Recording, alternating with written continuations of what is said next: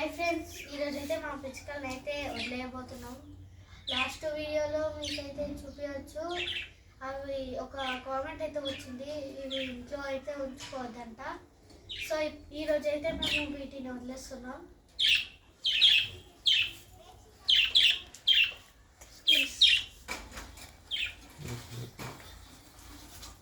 ఇదైతే వస్తలేదు guys.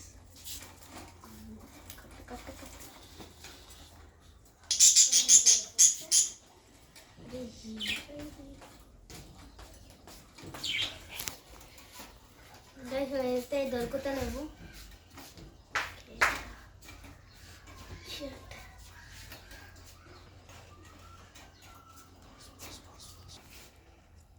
Guys ఇవైతే పోతున్నాయి.